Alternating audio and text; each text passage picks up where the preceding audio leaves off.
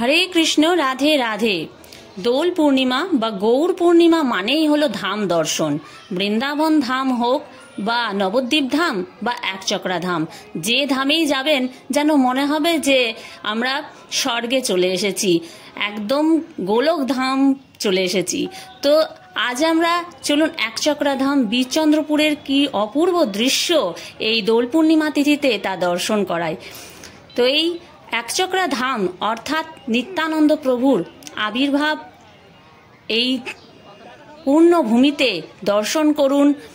সেই অপূর্ব দৃশ্য, নাম সংকীর্তন এবং গৌরাঙ্গ মহাপ্রভুর মহা অভিষেক দর্শন করুন, হরিনাম সংকীর্তন শ্রবণ করুন, দর্শন করুন, যা দর্শনে আমাদের মানব জন্ম সার্থক হয়ে যাবে। এই দুর্লভ মানব জন্ম পেয়ে যদি এই পুণ্যতিথিতে এই পুণ্যভূমির বিভিন্ন অনুষ্ঠান যদি না দর্শন করতে পারি, আমাদের মানব জন্ম যেন বৃথা মনে হয়।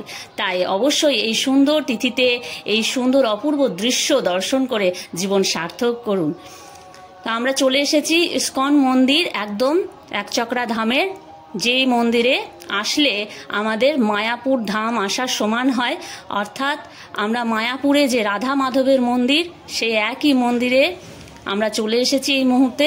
আর এখানে এই দোল পূর্ণিমা উপলক্ষে চারিদিকে এত জনসংখ্যা, এত ভিড়, এত ভক্তগণের ভিড় হয়েছে। এখানে বিভিন্ন ধরনের ভগবত প্রসাদ এখানে বিক্রি হচ্ছে, বিতরণ হচ্ছে, এবং তার সাথে আমরা এই দোল পূর্ণিমার সার্থকতা লাভ করতে চলে এসেছি এই ধামের এই সুন্দর মন্দিরটিতে, যেখানে ইস্কনের পক্ষ থেকে এখানে অনেক অনেক অনুষ্ঠান অনুষ্ঠিত হয় এবং ভগবানের অভিষেক ক্রিয়া হয়। তো চলুন আমরা অবশ্যই তা দর্শন করব, সাথে সাথে হরিনাম শ্রবণ করব এবং অবশ্যই প্রথম থেকে শেষ পর্যন্ত দর্শন করুন এই কীর্তন।